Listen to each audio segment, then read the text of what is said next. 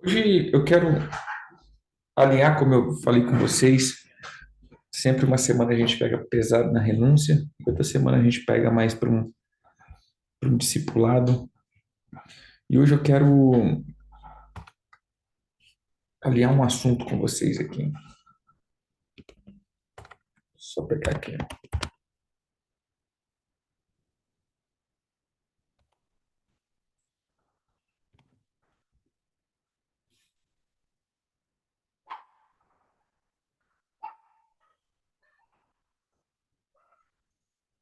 Começou o vídeo,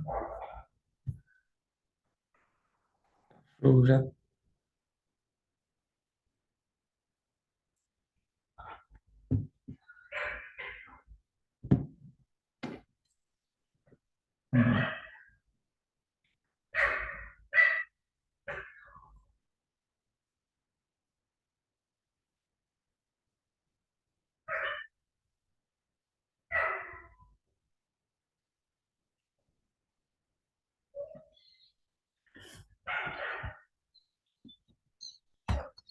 Abra a Bíblia de vocês em Mateus 19, verso 14.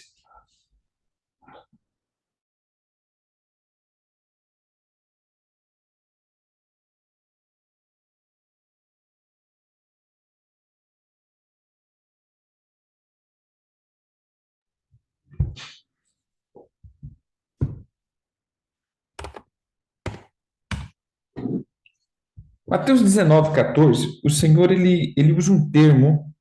Na verdade, a escritura em brasileiro aqui, né, a palavra em Brasil, ele usa um termo que eu quero meio que entrar nesse termo.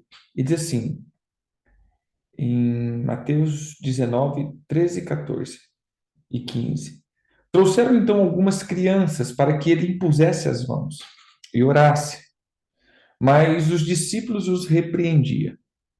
Jesus, porém, disse: Deixai os pequeninos, não os embaraceis de vir a mim, porque dos tais é o reino dos céus. E, tendo-lhes imposto as mãos, retirou dali. Veja só, esse termo usado, tá todo mundo ouvindo aí, né? Tá. Esse termo usado, embaraceis, é o termo que eu quero trabalhar essa semana.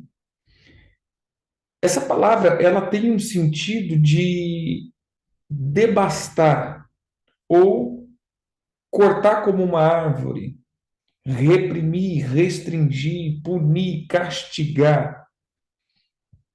E ele começa usando, né, a raiz original é reter algo de alguém. Essa seria a palavra, reter algo de alguém, negar ou recusar algo a alguém. E Jesus disse: não retenha, não embaraceis, não retenha essas pessoas, não proíba. É, uma das palavras é impedimento, mas o contexto aqui é o contexto de estar embaraçado. O Senhor, essa palavra ele é usada nesse essa tradução todas as vezes que aparece, né, nos três evangelhos que aparece Jesus, então, é, como que eu posso falar, repreendendo os discípulos acerca das crianças. Há um outro texto que o Senhor diz, né, que aquele que se move, ou um guerreiro, ele não pode estar embaraçado com as coisas dessa vida. Ele não pode estar, como que eu falo, metido, ou não é metido, é segurado, ou preso. Eu esqueci o capítulo aqui, o livro que fala disso, mas aqueles que estão guerreando, aqueles que estão na guerra, ele não pode estar embaraçado com as coisas dessa vida, ele não pode estar emaranhado com as coisas dessa vida. Esse emaranhado seria esse caso de você estar com a tua alma confusa. O ponto que eu quero entrar aqui seria um ponto que eu tenho trabalhado essa semana, chamado um papo reto, ou seja, uma alma reta. O que nós precisamos cultivar é uma alma reta. a retidão da alma em dois sentidos. A retidão pela ausência de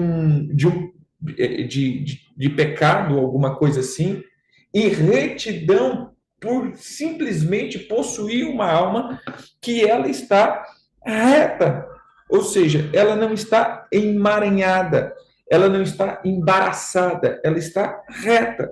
Então, quando a gente fala de alguém que tem uma alma reta, e essa semana, na verdade, sim, hoje eu quero tratar isso, uma pessoa que está reta. Então, quando ela está reta, tudo que ela faz é reto. Veja só, irmãos. Eu não sei se você já pegou estradas, principalmente de Minas Gerais, que Minas é assim, né? Você vai para lá, vai para cá, vai para lá, vai para cá, e sobe, desce, vai para lá e para cá. Ou seja, você a viagem demora muito, porque você não consegue encontrar, ou você não sabe o que está a 300 metros, 400 metros, porque é sempre curva. E a gente nunca sabe o que é uma curva. Então você não consegue ultrapassar, você não consegue ver um pouco além daquilo que está à tua frente. Agora, aqueles que estão acostumados a viajar para aqui, para Mato Grosso, principalmente estradas, que você pega ali de Primavera do Leste, Braço Norte, são estradas que às vezes chega a 20 quilômetros de reta. Então você olha assim, você vê que lá longe, porque é reto. Você pode ir, porque está reto. Você tem uma visão ampla de uma situação, porque está reto. O contexto aqui veja, nós somos mais auditivos do que visual. No entanto, Jesus disse que ele é o bom pastor e as ovelhas não vão vê-lo e segui-lo, vão ouvi-lo e segui-lo.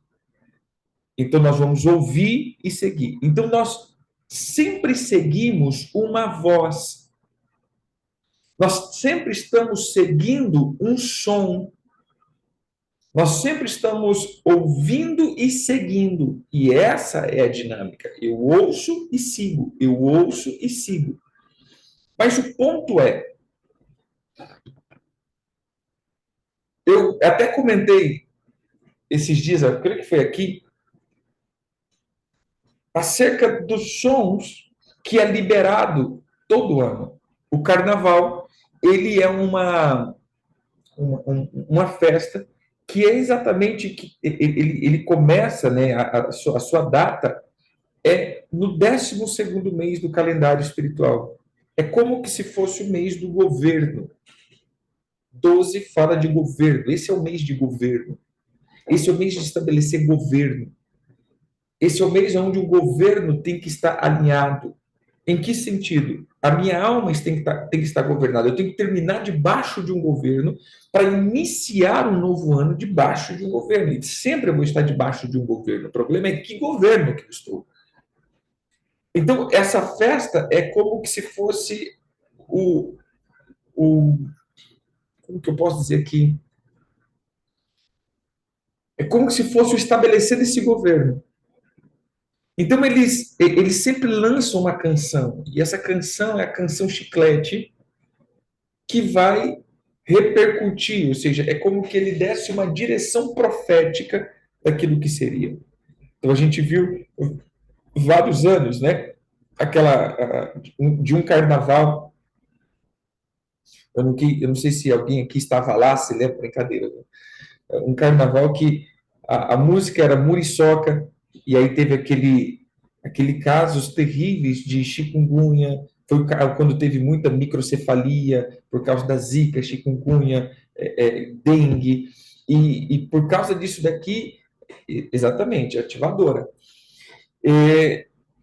Aquele ano foi uns anos muito terrível, né, a respeito disso. Aí depois a gente viu a música Eu não tenho teto, eu não tenho nada. Aí veio um tempo de crise aquele ano, porque foi um falar de miséria. Depois veio a música Metralhadora, que aí foi um tempo de violência. Então, assim, é como que eles lançassem algo.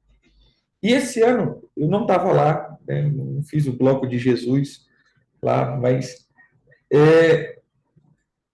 O que deu para entender que uma das canções liberada nesse tempo foi a canção da invocação dos ancestrais. Esse ano o som é o som da ancestralidade. Ou seja, quando nós falamos do som da ancestralidade, nós estamos falando do som daquilo que ficou para trás. Então, na minha cabeça aqui, e vocês vão entender porque eu tenho trabalhado, e eu entendo agora a direção que nós estamos seguindo, trabalhado muito a retidão da alma. Entende? Logo de Jesus. Fiquei sabendo desse negócio. Veja só, a gente vai estar trabalhando muito essa questão da retidão. A tua alma tem que estar reta. Por quê? Porque esse é o tempo de muito emaranhados. As pessoas estão muito confusas com seus pensamentos. O som do sentimento vai ser tão profundo que as pessoas vão entrar em uma confusão tão grande que elas não estão conseguindo mais olhar para frente. E por isso, quando elas perceberem, Jesus já veio. Veja só, queridos. Isso aí. Veja só. Quando nós entramos aqui dentro desse contexto, veja que nós vamos precisar alinhar a nossa alma, e por isso a gente está falando mergulhar na palavra, mergulhar no Espírito, mergulhar na palavra, mergulhar no Espírito, porque nós estamos tão confusos tentando resolver o problema da nossa alma, nós estamos tão confusos tentando resolver os nossos problemas, que quando a gente vê o tempo já passou, e aí a gente entende aquele negócio que a Bíblia diz, que Jesus viria como um ladrão, e aí a gente entende o texto que Jesus diz, que a noiva estava dormindo. Como a igreja dorme? É simples, nós estamos agora perdendo a prioridade do reino, porque estamos ouvindo tantos sons, tantos sons, tantos sons, que a gente está agora sufocado nos nossos sentimentos, tentando ser feliz. E eu acoplo essa palavra quando a gente começou a dizer acerca da mídia e do marketing. Ou seja, já comemos tanto disso que nós estamos vivendo esse embaranhado ou emaranhado. Nós não estamos conseguindo ser mais retos. Os nossos pensamentos estão todos torcidos, nossos pensamentos estão todos confusos. É muito interessante, e aqui eu vou pontuar algumas coisas. Primeiro, como eu posso manter uma alma reta? O primeiro passo que eu entendi é: nunca romantize o teu sofrimento. Nunca romantize, querido, o teu sofrimento. Tem pessoas que criou um ar romântico do sofrimento. Nós precisamos entender que se eu romantizo o meu sofrimento, é porque eu estou ressignificando o meu sofrimento por algo bom no sentido ruim. Esse é o meio Dilma aqui, mas eu vou te explicar melhor. Veja, nós sempre precisamos ressignificar. Essa palavra se tornou comum hoje, né? Ressignificar. Eu tenho que dar um outro sentido para as coisas da minha vida. Beleza, eu preciso dar sentido, Mas quando eu romantizo o meu sofrimento, eu faço que o sofrimento tenha sentido. Porque tudo que não tem sentido, tudo que não faz parte do corpo, tudo que não faz parte, é automaticamente lançado fora. Exemplo, se eu começar a beliscar você, ou se você começar a sentir uma dor, automaticamente essa dor não faz sentido. Você vai procurar saciar ou resolver essa dor. É automático. Você pisou em algo, você já quer sair dali. Se você colocar a mão num lugar quente, automaticamente você vai tirar. É instinto. O ser humano, ele tem um instinto de sair da dor. É instintivo. Por isso tem um problema psicológico chamado sadismo. Você entendeu? Quem são os sádicos? Quem são os masoquistas? É aqueles que gostam de causar dor e sofrer dor. E isso já se tornou uma patologia. Ninguém, na sua sã consciência, é sádico ou masoquistas. Eles, automaticamente, nós somos criados para não provocar naturalmente. Agora, quando fomos distorcidos, É ao contrário, mas sim, o ser humano ele foi criado para não provocar e nem sentir. Ele é criado para não provocar dor em ninguém e nem sentir dor. Nós fomos criados pleno. Por isso a Bíblia diz que lá no Jardim do Éden não haverá choro, não haverá dor, não haverá enfermidade, ou seja, não, nós não fomos criados para isso. Não é base nossa sentir dor. Não é comum para o ser humano viver em dor. Porém, quando eu romantizo a minha dor, eu não sei como os psicólogos vão dar um nome para isso, estou dizendo o meu nome técnico, né? O meu nome técnico é: você romantizou essa dor, você dá um significado que compensa você manter essa dor. Você deu um sentido para essa dor. E quando você deu um sentido para essa dor, ela não vai sair de você. Ou seja, esse emaranhado de pensamento não vai sair de você. Como eu vejo isso? Eu vejo as pessoas, por exemplo, elas começam a falar e elas começam a fazer comparações bonitas para suas misérias. Não, é porque o meu sofrimento ele é tão grande, porque parece como aquele carro que se desloca em alta velocidade em uma estrada sombria. Sabe assim, a pessoa começa a fazer uma alusão tão grande, tão bonita da sua dor, que quando eu começo a ouvir, falar, cara, a pessoa não quer sair daí. Entendeu? Ela não quer. A dor não se tornou dor. A dor já se tornou um filme. A dor já se tornou já algo tão bonito de ser sentido. Quando você ouve isso, você fala assim, cara, que poema, né? Que coisa linda. Ou seja, você já não vai mais querer a comparação da dor. É mais ou menos isso. Quando você compara, você começa a comparar essa dor, você começa a simplesmente manter esse estado na sua vida. Porque você vai dar sentido para isso. Pô, faz sentido eu sentir isso. Entendeu? Faz sentido eu estar sentindo isso. Então, se faz sentido eu estar sentindo, por que eu vou parar de sentir? Dá vontade de sofrer junto, rapaz. Aí fica que nem aquele que a gente começou a falar, né? Aquelas pessoas que se envolveram nas trevas e eu era isso, eu era aquilo, e hoje eu sou de Jesus. Fala assim, pô, mas eu nunca fui no centro de macumba, queria ter tanto ido, né, no centro de macumba, ser um bruxo, porque parece tão bonito, né? As pessoas contam, os termos, parece tão bonito ser bruxo, ser macumbeiro, ser...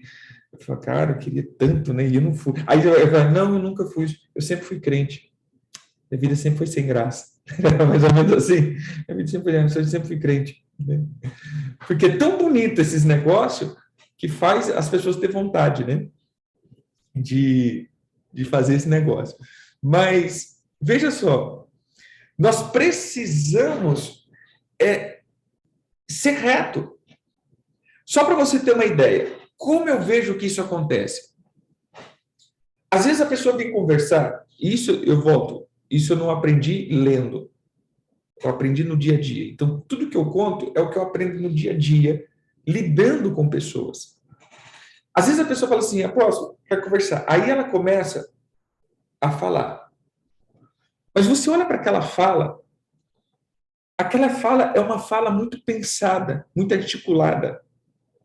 Então, aquela fala é de alguém que ficou em casa ou ficou pensando no que ia falar. Aí, de repente, a pessoa está falando aquele poema, aquele negócio bonito, aí você, automaticamente, você faz uma pergunta fora daquilo. Aí a pessoa começa a falar a verdade. Não que ela está mentindo, mas ela estava falando algo que ela programou. Sabe aquela pessoa que está assim, você fica... Não, é que eu demorei tempo para falar com você. Então, se eu demorei tempo para falar com você, eu já floreei a minha dor. Eu já criei a história e fiz as comparações para que a minha dor... Aí a pessoa começa a contar um negócio assim, sabe? Porque... E vai indo, aquele negócio. É tão romântico aquilo. E aí você simplesmente corta com uma pergunta, aí aquilo desmonta. Desmonta porque agora eu vou ter que falar o que é agora e não a minha história. É que nem testemunhos, sabe testemunhos de pessoas? Que ela conta aquele testemunho e onde ela passa, ela conta que já virou uma história. Ela já criou um enredo para aquela dor dela. Ela já criou um sentido e um enredo. E isso daqui vai fazendo com que ela nunca queira sair disso. A conversa dela não é reta. A alma dela não é reta. Ela não consegue ser reta, porque ela está sempre floreando. Então, como sair da dor? Seja reto. E como ser reto? Não deixe que a tua ferida se torne uma história. Entendeu? Por isso a Bíblia diz: não se põe o sol sobre a sua ira. A gente já deu tanto sentido para isso, né? O comando de Apolion, o comando do tempo, né? A gente já apontou, mas eu quero apontar uma outra direção para esse texto. Não deixe que o sol se ponha sobre a sua ira, porque se você der um tempo para a sua raiva, se você criar um espaço de tempo entre você estar bravo e resolver isso, você já ficou pensando. Pessoas que se isolam e ficam muito tempo sozinho, elas começam a se tornar uma história do seu sofrimento. Em Provérbio diz que o que... Veja só, olha o que ele que fala.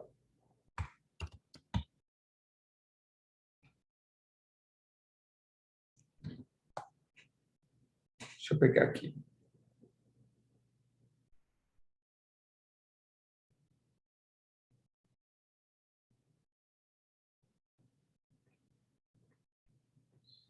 Eu esqueci o texto aqui.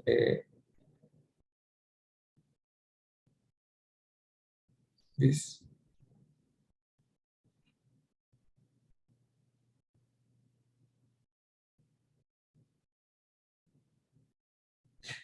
Provérbios 18:1. Diz assim: o solitário busca o seu próprio interesse e insurge contra a verdadeira sabedoria. O solitário, o que se isola, ele vai buscar só o que está em si. E ele insurge contra a verdadeira sabedoria. Então, meu irmão, como sair desse emaranhado e como manter uma alma reta? Você sempre vai precisar estar no meio. Quando eu estou no meio e em atividade, lembra daquele ditado? Mente vazia, oficina do diabo. É real isso. A pessoa que se isola é porque ela se feriu, porque ninguém anda em isolamento por uma causa natural. Ninguém. Todo mundo anda dentro de um contexto muito pleno na comunhão. Nós não podemos andar isolada. O isolamento não faz parte do ser humano. Então, por exemplo, você sofreu algo, você se retraiu, você já vai começar a desprezar a sabedoria. Por quê? Porque agora você vai criar um filme da tua vida. Você começa a criar a tua sabedoria de vida e não a sabedoria. Você começa a criar os teus argumentos de vida. Aí você vai registrar os teus traumas, os teus problemas, e aqui vai se tornar a tua sabedoria. Na verdade, vai se tornar a tua sagacidade, assim que se fala.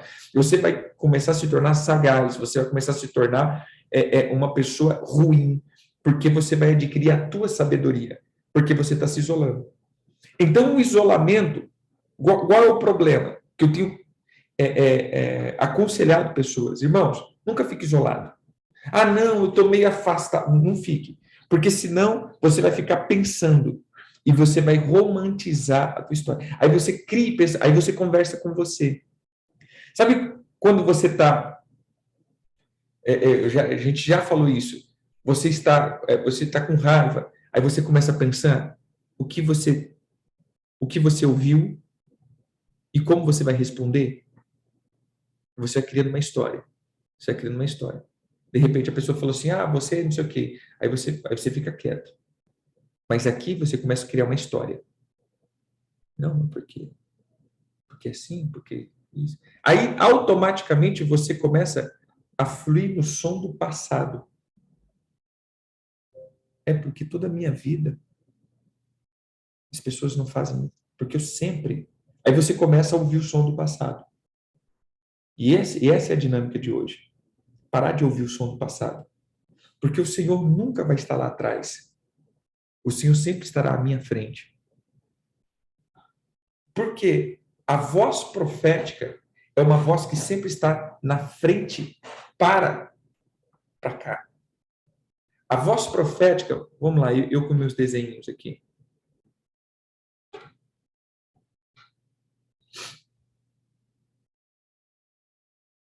Veja só, aqui está a pessoa.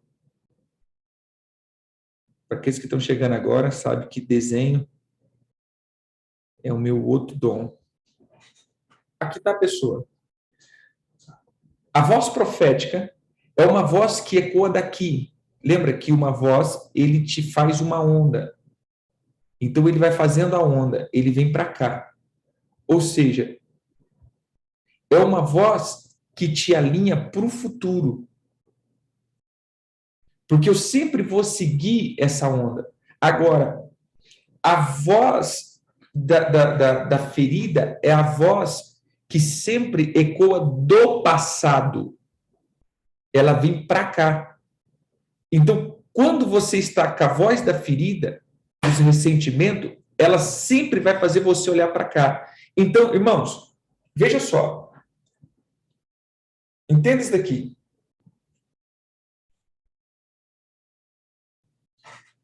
Todas as vezes que você está andando, eu estou andando, algum barulho faz, você faz assim, e você continua andando. Mas se esse barulho é mais constante, você não consegue andar assim. A primeira reação é você parar para você olhar. Por quê? Porque se eu não estou vendo, eu não consigo, é instintivo.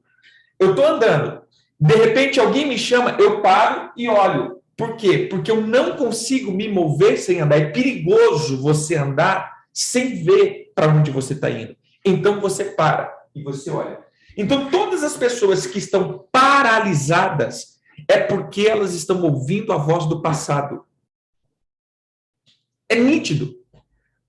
Você está parado, então você está ouvindo uma voz. Porque aqueles que estão ouvindo a voz do Senhor é a voz profética, é a voz que está na frente. Então você está correndo em busca dessa voz. A voz profética, ela te liga. O que nós mais vemos hoje? A voz do passado. Eis que te digo, filho meu, você já sofreu isso, isso. É sempre uma voz que te aponta para o passado. Peraí, que voz é essa? Que sempre me aponta para o passado. É sempre para o passado. É sempre para o passado. É sempre para o passado. Mas nunca me aponta para o futuro.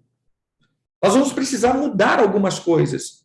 A gente está sempre ligado com a voz do passado. É porque fizeram isso comigo. É porque não me respeitam. É porque me xingaram. É porque me feriram. É porque. Irmão, essa é a voz do passado. E se você está olhando sempre para a voz do passado, você está olhando para trás. E se você está olhando para trás.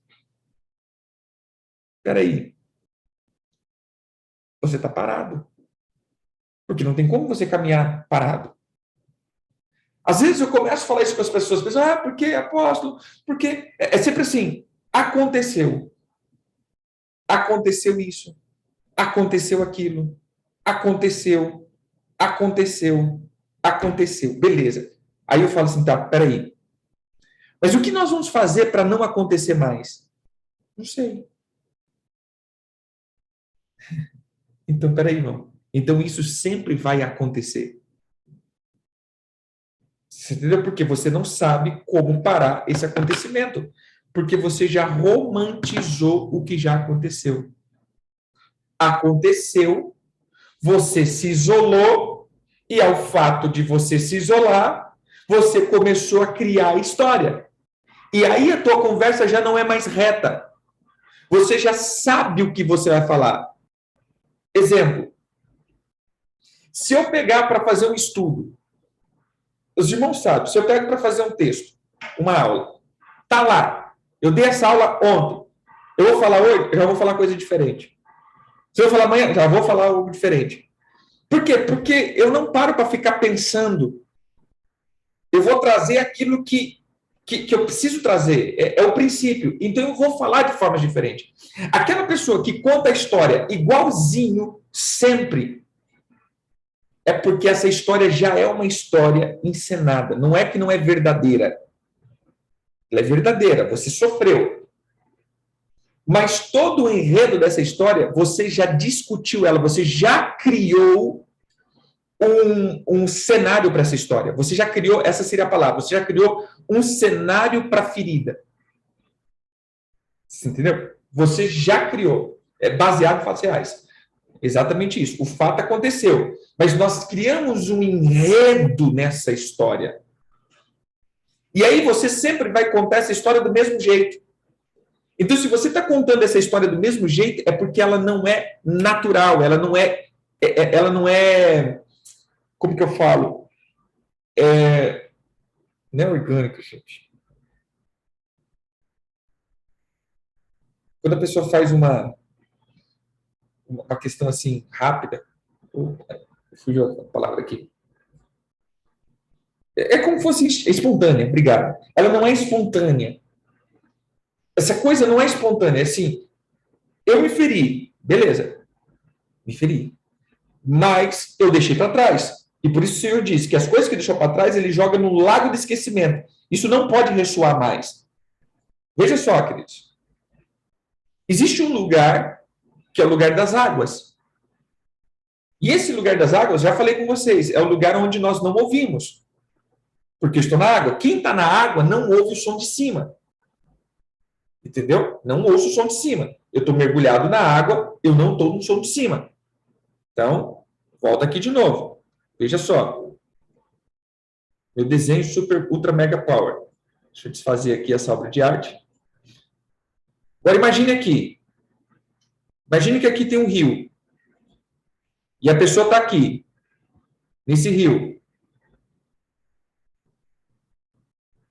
E tem alguém aqui em cima desse rio. Ou seja, ele não está na água. Tudo que ele fala aqui não ressoa. Ela para na água. A água não deixa com que esse vento ou esse ar entre aqui, essa frequência. Ela para aqui. O que isso acontece? Por que o Senhor pega todos os meus problemas e joga na água do esquecimento? Porque aqui isso não ressoa mais. A água paralisa esse som. Ele não ecoa mais, ele não sai dali mais, ele não vai falar mais comigo. Essas coisas ficou para trás, então não me acusa mais, está nas águas. As águas não deixam com que o ar suba e crie uma onda.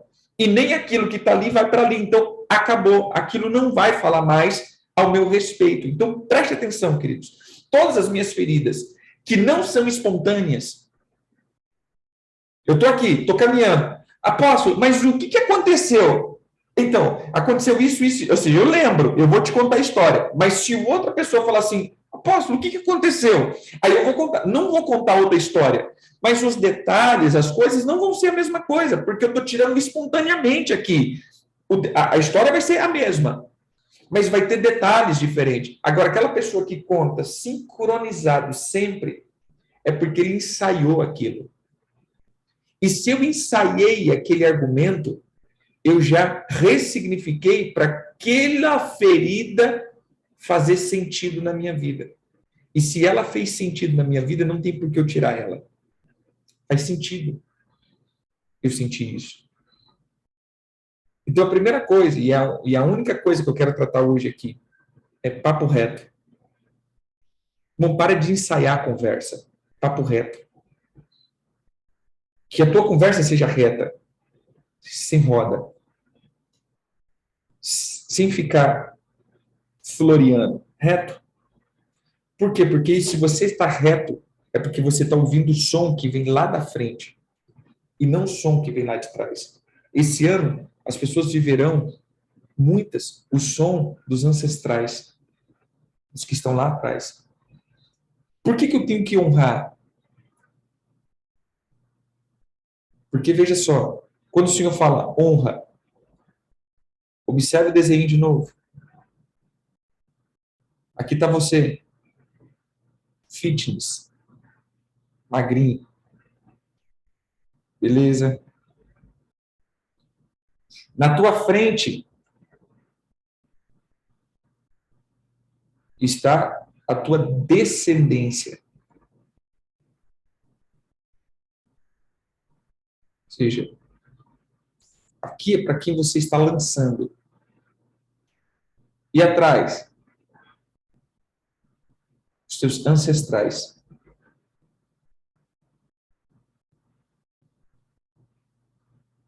Então veja só.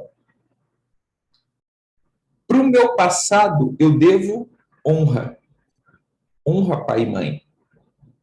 Mas para o meu futuro, eu devo projetos. Para o meu passado, eu devo honra, meu irmão. Mas eu só posso honrar alguma coisa que realmente faz bem para mim. Ninguém honra estuprador. Ninguém honra assassino. Ninguém honra pessoas ruins. Mas eu não estou dizendo agora de pessoas, eu estou dizendo de sentimento. Ninguém honra o passado se esse passado ele trouxe para mim um sentido muito ruim. Ninguém honra. Se o sentido é muito ruim, não tem como ter honra. Então, a ordem é honre. Honre os que ficou para trás. E projete os que estão na frente. Agora, o que acontece? Nós estamos tão problemático com os que estão lá atrás que eu não consigo olhar para frente. Entendeu? Então, quando como eu volto, quando o meu papo não é reto, as minhas conversas são muito curva. E o que é curva? Às vezes você vai aqui, você tem 5 quilômetros para andar. Mas se eu começar a fazer curva, exemplo disso, entra num lugar que é um lugar, uma escada, e do lado, vamos para o desenho, que está a escada.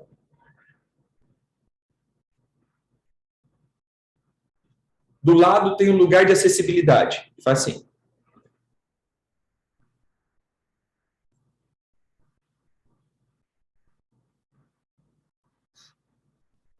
É muito mais rápido você ir reto do que você ter que pegar as acessibilidades. É uma volta gigantesca, irmão. É uma volta gigantesca. Você tem que ir lá, e vem, e vai, e vem, e vai. Então, tem muitas pessoas que estão vivendo essas acessibilidades emocionais. Reto, reto, papo reto. A partir de hoje, você vai ter que fazer isso, papo reto. Fala isso com você. Eu tenho que ter o papo reto. O papo tem que ser reto, né, irmão? É como diz, branco no preto, papo reto. Por quê? Porque senão você está criando muitas e muitas acessibilidades. Você está garantindo uma deficiência. Acessibilidade é somente, irmãos.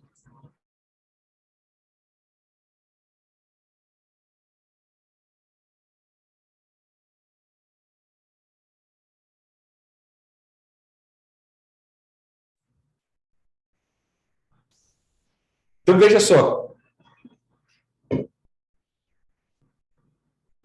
se nós pudéssemos agir como Jesus, curar todo mundo, você precisaria fazer rampa de acessibilidade? Imagina na igreja. Nós vamos agir com a unção de Jesus, que deveríamos agir, mas infelizmente não. Então, ao invés de a gente fazer rampa de acessibilidade, a gente fica lá na porta. Chegou o paralítico, levanta e anda e entra e vai pela escada. Chegou o paralítico, levanta e anda, entra e vai para a escada. Pronto.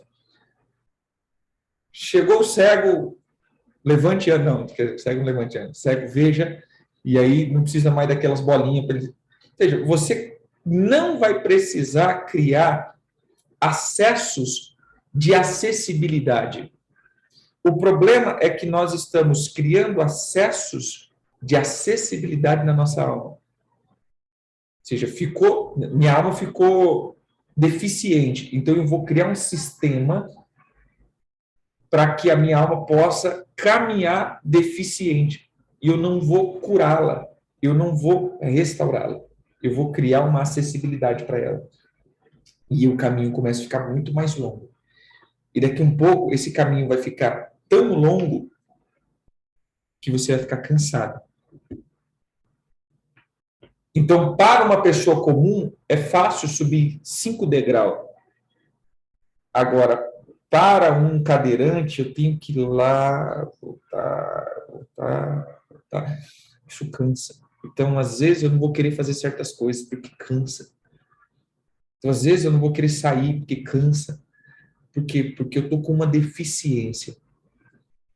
Tem pessoas que já estão cansadas por causa disso. Porque elas estão criando tanto acesso que elas estão cansadas. É muito cansativo criar uma trajetória. É muito cansativo.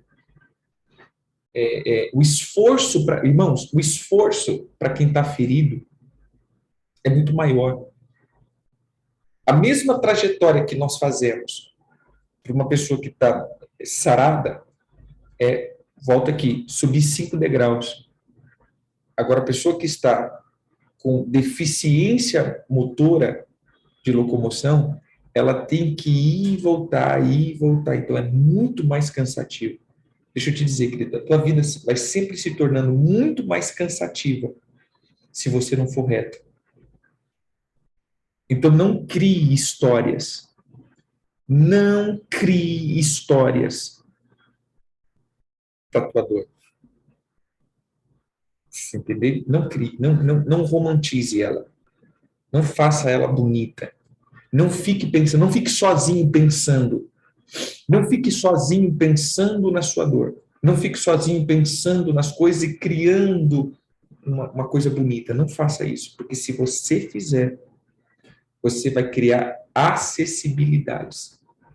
E não é o caminho mais curto. Não é o caminho mais reto. Bem? Entenderam? Pois bem, o que nós vamos fazer aqui? Aonde está normalmente, onde começa normalmente as nossas feridas? Em casa. Isso é óbvio e claro. A casa é sempre o lugar onde mais criamos acessibilidades, mais criamos voltas, ou aonde mais nos ferimos. Então, agora, o jejum dessa semana, lembra que tenho falado que os jejuns têm mudado, em vez de mais comida, para mais atitude? E como alguns irmãos escreveram, apóstolo, era bem melhor a gente ficar sem comer 40 dias do que fazer isso? Vamos lá. Preste atenção aqui. Qual é o jejum de hoje? Se é você que está aqui e não teu marido, se você é mulher e está aqui e não é teu marido, o que você vai fazer? De hoje a sexta,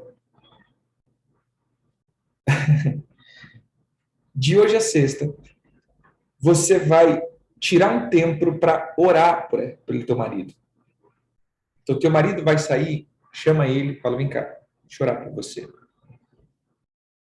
Você vai abraçá-lo, você vai orar por ele, você vai direcionar uma palavra de bênção. Irmão, deixa eu falar, pelo amor de Deus, né? Senhor, pega ele, Senhor, e mostra para ele o que ele está fazendo. Quando ele sair dessa casa, que ele possa saber o valor que nós temos, Senhor. O valor que a gente tem aqui nessa casa. Não é isso, não, querido. É abençoar. Hein? Senhor, eu quero abençoar o meu esposo. Por que eu estou tocando mais nessa área da mulher para com o marido? Porque a onda desse século é desmoralizar o homem. O homem está perdendo a moral. E o homem está ficando sem o seu instinto natural de caça. O homem não está sendo mais caçador. O homem não é mais caçador, o homem é caçado agora. Ele perdeu todo o instinto dele. Isso faz com que os homens se tornem folgado, morgado. Hein? E se o marido não for crente, melhor ainda. Ore por ele, fala assim, vem cá. Posso orar por você? Só isso. Deixa eu orar aqui. Pega um olhinho, mete na mão dele e joga lá, unge e fala, olha, Senhor, eu abençoo a produtividade, eu abençoo quando ele sair, ele vai produzir e ele vai ser abençoado. Abre portas, livra do mal. Senhor, livra de todas as piriguetes, essas mulheres que... Brincadeira, os piriguetes pode... Não precisa não. Senhor, livra de tudo isso e aquele negócio, beleza. Se é a mulher ou o homem que está ouvindo aqui, você vai fazer isso com a tua esposa. Se você vai sair de casa, ou a tua esposa vai sair de casa, Senhor, eu abençoo a minha esposa, eu abençoo as emoções dela, eu abençoo. Aí dá um abraço e sai. Então, hoje, o jejum dessa semana é quebrar essas histórias que nós vamos criando. Se é solteiro, ore, ore pelos pais, ou ore pela mãe, pelos irmãos, se você mora com alguém. Se você mora sozinho, ora por você, irmão. Está precisando de muita oração. Brincadeira. Vamos lá. Se você é sozinho, às vezes você tá solteiro, como diz, mas você tem irmãos, você tem pais, você tem sobrinhos, você tem parentes. Olhe por aquele que está em volta de você. Por que eu estou dizendo isso? Qual é o contexto aqui? Às vezes nós criamos mais argumentos porque estamos feridos. Entenda aqui, imagine eu e minha esposa. Aí ela falou algo que eu não gostei. Se eu não resolvo isso logo, eu começo a ficar irado. E eu começo a criar uma história por que eu estou irado com ela. E eu começo a criar uma história por que o meu coração precisa ficar irado com ela. Porque eu vou contar a história romântica. Qual que é a história romântica? A história que toda a minha vida eu me dediquei tanto para essa casa, eu deixo de fazer as coisas, o quanto eu estou sendo, o quanto eu estou me esvaindo das minhas forças para poder cuidar dela, né? O quanto eu trabalho forçadamente, né? Assim, suadamente para chegar, e o quanto isso acontece, aí eu chego e de repente ela fala isso para mim. Não, isso não pode. Ou seja, eu vou alimentar essas curvas na minha alma, e cada dia que passa que eu não estou resolvendo isso, eu vou alimentando mais história, porque eu vou ficando mais sozinho, e quanto mais sozinho eu fico, mais eu penso, e quanto mais eu penso, mais...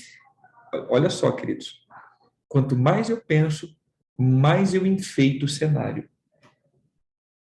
Entenda aqui. Se eu pego aqui a história, eu conto uma vez. Se eu conto de novo, eu coloco mais um detalhe. Se eu conto de novo, eu coloco mais um detalhe. E cada vez que eu vou contando isso, eu vou colocando mais detalhes nessa história. Sabe aquela pessoa que já contou aquele testemunho várias vezes da sua vida? Então ele vai aumentando detalhes. Volta aquilo que a profeta diz. É baseado em fatos reais. Você não está contando mentira, mas você está fortificando detalhes nisso. O ponto que eu quero chegar aqui é, se a tua história está tão bem detalhada, é porque você já está pensando nela há muito tempo. Então, você já está imaginando essa ferida há muito tempo. E por que você vai orar, então, pelo teu cônjuge ou pelos teus filhos? Pelo fato de você quebrar isso. Você quebra. Porque quando eu oro por alguém, eu quebro. E todo sentimento que eu cultivo é ruim e me traz miséria. É mais ou menos isso, é exatamente. Veja só, Jó, ele estava num sentido que ele foi, entre aspas, humilhado pelos amigos. Mas os amigos estavam querendo mostrar que ele pecou. E Jó queria se justificar que ele não pecou. Ponto. O Senhor vem e pontua a vida de Jó, que ele estava sobre um espírito de orgulho, aquela coisa toda. Pronto. Pontuou. Mas qual foi o desfecho dessa história? Jó tendo que orar pelos amigos. É lógico que a gente tem um monte de coisa aqui, Jó era profeta, Jó não sei o que, aquela coisa toda. Mas eu quero para um lado mais humano. Por que Jó teve que orar? Porque ele precisava limpar o coração acerca dos amigos, senão ele ia ficar ferido. E toda ferida concentrada me tira do lugar de paz e me leva para o lugar de orgulho. Toda ferida cauterizada torna a minha vida orgulhosa. Amém? Então, quando eu vou orar por alguém, eu vou precisar desfazer essa história, porque eu vou orar por ela. Eu vou orar. Vou ter que orar. E para orar, irmão, meu coração vai ter que estar limpo. Não tem como eu orar por alguém. Por isso a ceia. Por que a gente tem que ceiar entre corpo? Porque eu tenho que resolver o meu problema. Você entendeu? Por que é bom você. É lógico que tem alguns irmãos aqui que a religião não permite. Eu não estou brincando, não, é sério, né? Ceiar em casa. Mas por que é interessante, por exemplo, nos Shabbats você ceiar com a tua família? Porque você tem que resolver. Você pelo menos tem que estar com o teu coração limpo. Esse é o corpo de Cristo que foi partido por você. Então aqui, pega esse negócio aqui e come. Eu não tenho como. Eu tenho que resolver as minhas feridas. Por isso é interessante a ceia. Então, essa semana, volto a dizer, é óbvio que nós tiramos o açúcar, né? O açúcar sempre vai ser tirado. Começamos a semana sem açúcar de novo. Porém, só sem açúcar. Porém, o negócio aqui vai ser um pouco agora mais coisado, né? Você vai precisar orar pelo teu cônjuge. Boto aqui um ponto. Se preparem para as brigas essa semana. Essa semana vai ser uma semana punk. Então, muita lucidez, ó, boca fechada, porque quando você começar a orar, você vai quebrar, e você vai quebrar estruturas satânicas dentro da tua casa. E óbvio que a outra pessoa, sem nenhum motivo, vai ficar irada. E você, sem nenhum motivo, vai ficar irada. É óbvio. Vamos, eu nem preciso falar que quem já passou por isso, que um vizinho passou por isso. Você começou a orar um dia, 2 dias, 3 dias, meu irmão, acontece um pingo que caiu no negócio, dá quase assassinato. Porque tá todo mundo à flor da pele e a gente porque a gente começou a cavar coisas espirituais. Quem mora sozinho, isso, ora com eles, pode orar. Pode, liga, ou vai lá. Se você mora na mesma cidade, se não mora na mesma cidade, liga. Faz uma ligaçãozinha de vídeo aí. Ore pela pessoa, quero orar por você. Sentir vontade de orar por você. Ponto. Liga. Amém? Entendido? Solteiro ora pelo futuro marido e ora pelos pais. Ou pelo irmão. Para aquela pessoa que mais te... Não, ora para aquela pessoa que mais te lixa. Para aquela pessoa que mais causa coisa em você. Ora por ele. Por que a gente fala marido e mulher? Porque marido e mulher convivem todo dia. Então é óbvio que ele vai mais causar as coisas. Ou ela ou ele. Porque é convivência. E convivência, quem eu não convivo, eu não tenho ferida. Com quem eu convivo, eu vou ter ferida. Certo? Então, Deus abençoe. É a semana inteira. Sem açúcar e oração. Mais uma semana. Porque, irmãos, a voz dos antepassados vai bater, as vozes das feridas vão bater. E aí, se a gente não alinhar, é complicado. Pode ir na farinha, só o açúcar mesmo. Ore por eles. Se você não pegar um não cristão, não vou dizer que é melhor, mas essa é a oportunidade da gente realmente fazer o nosso papel. Às vezes essas pessoas estão precisando de uma oração. E é mais para nós também, abençoarmos. Porque, irmãos, às vezes o teu cônjuge está tão para baixo, precisando de uma oração, e a gente não tem coragem. É difícil a gente orar pela família. A gente ora por todo mundo. Ligou alguém lá, eu não vou usar nem mais do Japão, porque aqui tem irmãos do Japão, né? Liga lá do Japão, você ora. E ligou lá, não sei não, você ora. Você ora. Agora, já parou para pensar quando. Não sei se você já teve isso. Liga gente de todo lugar, você ora. Agora, quando o marido ou a esposa fala assim, ora por mim, você, você já é abençoado. Mas que a gente não consegue ter a mesma fluidez de orar pelos outros, é um trem estranho, porque está próximo. Você tem um vínculo emocional de raiva, às vezes, ou feridas. É mais ou menos assim. Amém? Glória a Deus. Já começou já no jejum logo cedo.